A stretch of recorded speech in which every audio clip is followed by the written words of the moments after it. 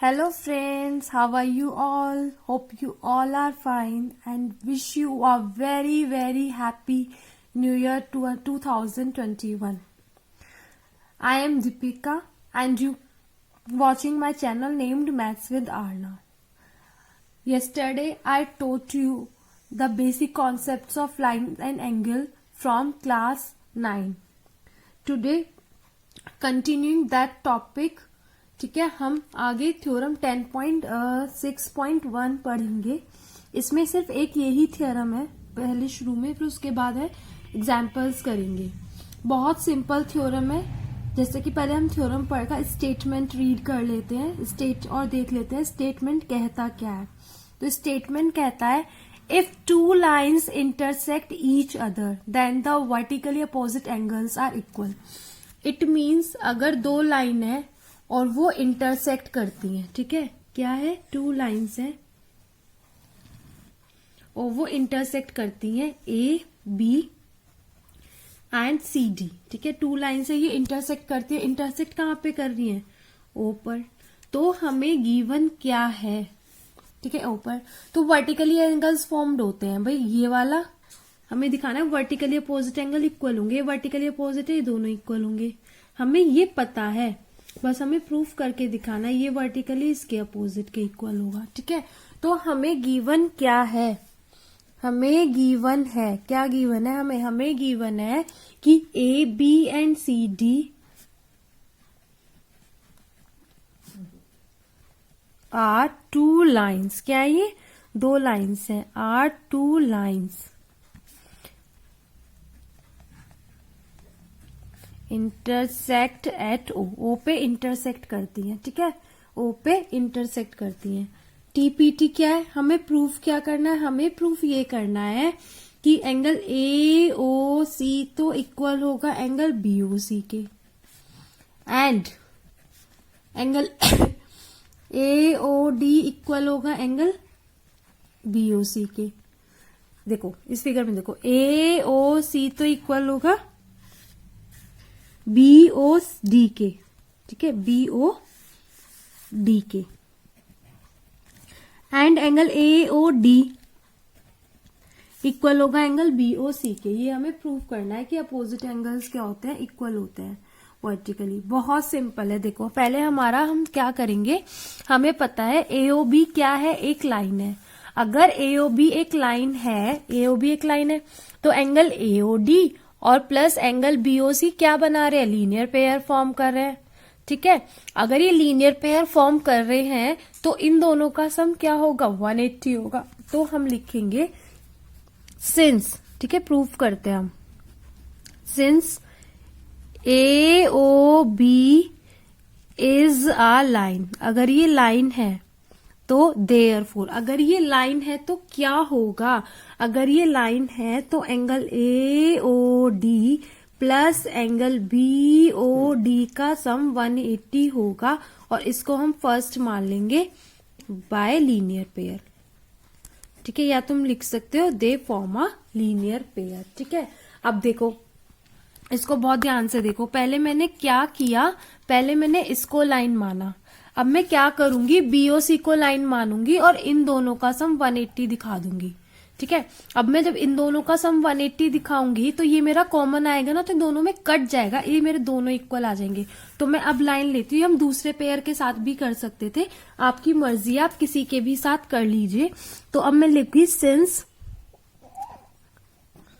Again D O C is a line. अगर DOC एक line है,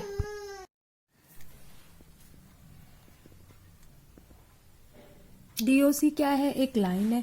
डीओसी एक लाइन है तो देखो डीओसी हमारी एक लाइन है ना, ये तो हमारे एंगल बीओडी और बीओसी का सम भी क्या होगा, 180 होगा bye linear pair.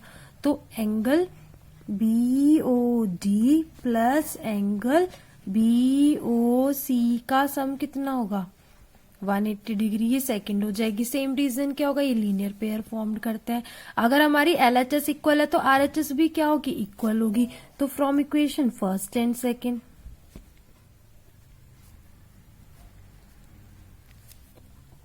Angle AOD equal plus angle BOD equal किसके होगा, angle BOD plus angle BOC के। BOD ऐसे BOD क्या हो जाएगा, कैंसिल। AOD किसके इक्वल आ जाएगा, एंगल BOC के। और यही हमें क्या करना था, प्रूफ। ठीक है, तो हमारी थ्योरम क्या हो गई, प्रूफ हो गई कि वर्टिकली अपोजिट एंगल क्या होते हैं, इक्वल होते हैं। भाई देखो, एंगल AOD हमारा किसके इक्वल आ गया, BOC के इक्वल आ गया। सिमिलरली AOC किसके इक्वल होगा, BOD के इक्वल होगा। आप सिमिलरली करके लिख देंगे, नहीं तो एक पेयर दिखा दिया सफिशियंट होता है। और ये हमारी थ्योरम प्रूफ हो गई कि वर्टिकली अपोजिट एंगल्स क्या होते हैं, इक्वल होते हैं। ठीक है, अब हम अपना एक क्वेश्चन करते हैं। ये एग्जाम्पल 1 है। ठीक है, इसको हम बहुत अच्छे से पढ़ेंगे। देखो एग्जाम्पल 1 क्या कहता है, इन फिगर 6.9, ये हमारी फिगर है। Line PQ and RS intersect each other at point O। PQ और RS किस पर इंटरसेक्ट कर रही है, एट पॉइंट O पर इंटरसेक्ट करती हैं। ये पॉइंट हमारा O है।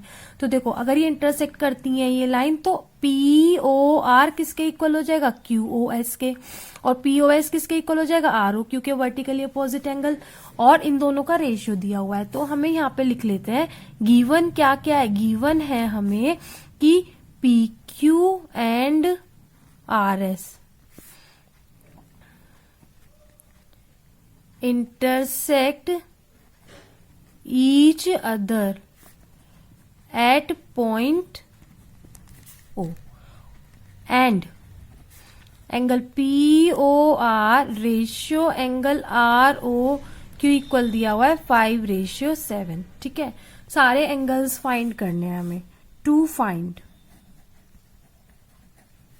सारे एंगल फाइंड करने हैं हमें। POR फाइंड करना है, ROQ फाइंड करना है, QOS फाइंड करना है एंड एंगल POS फाइंड करना है।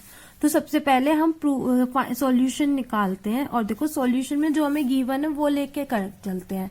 ठीक है, तो हम कॉमन फैक्टर x मान लेंगे। तो हमारा क्या हो जाएगा, लेट एंगल POR तो हो जाएगा हमारा 5x। ऐसे ही होता है ना भाई, रेशियो में दिया हुआ है तो ये 5x हो जाएगा, ये वाला 7x हो जाएगा। क्योंकि रेशियो हमेशा कुछ ना कुछ जो कॉमन क्वांटिटी होती है उसको कट के आता है, हाईएस्ट कॉमन फैक्टर कट के आता है, तो वो हम x मान लेते हैं कॉमन फैक्टर। तो POR हमारा कितना होगा, 5x एंड ROQ हमारा कितना होगा, 7x। ठीक है, अब देखो POR और ROQ ये दोनों एक लाइन फॉर्म्ड करते हैं, तो इन दोनों का सम कितना होगा, 180। क्योंकि क्या, लीनियर पेयर है। देखो POQ लीनियर पेयर है, तो ये क्या फॉर्म कर रहा होगा, एक लाइन। इन दोनों का सम क्या होगा, 180 डिग्री।